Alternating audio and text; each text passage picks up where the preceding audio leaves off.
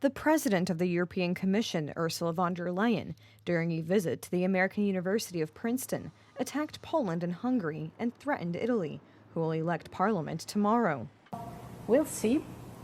If things go in a difficult direction, I've spoken about Hungary and Poland, we have tools. If things go in the right direction, and people as a body that is always, where always governments have to be accountable to, play an important role. The former Italian Deputy Prime Minister, Matteo Salvini, who together with Giorgia Meloni forms a center-right coalition, referred to the words of the president of the European Commission. The Northern League leader demanded an apology or resignation from von der Leyen.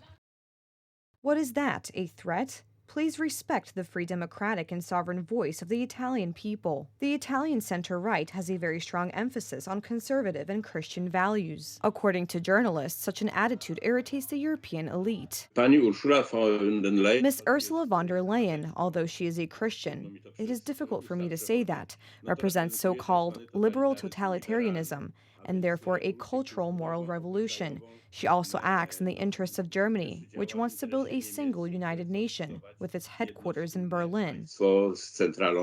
The debate on the words of Ursula von der Leyen flared up in Poland as well.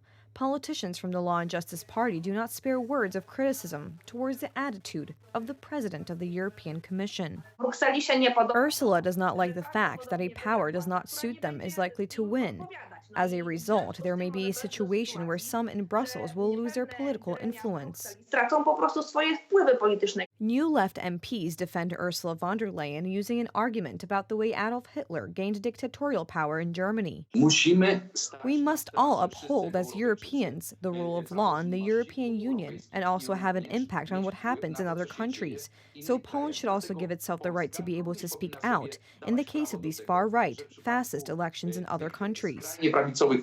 For many months, Poland was deceived by the European Commission about the payment of funds from the National Reconstruction Plan.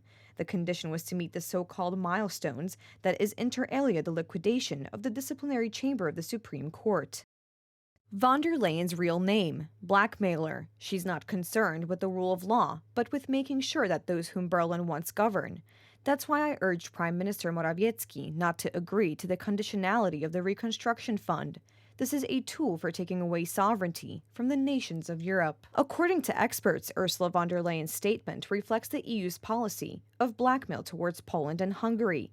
It manifests itself, among others, by imposing penalties on both countries and blocking the disbursement of funds from the National Reconstruction Plan under the pretext of problems with the rule of law. Ursula is not a very sly politician, and she happens to be honest about how things are going and what this Germany policy in the European Union is all about.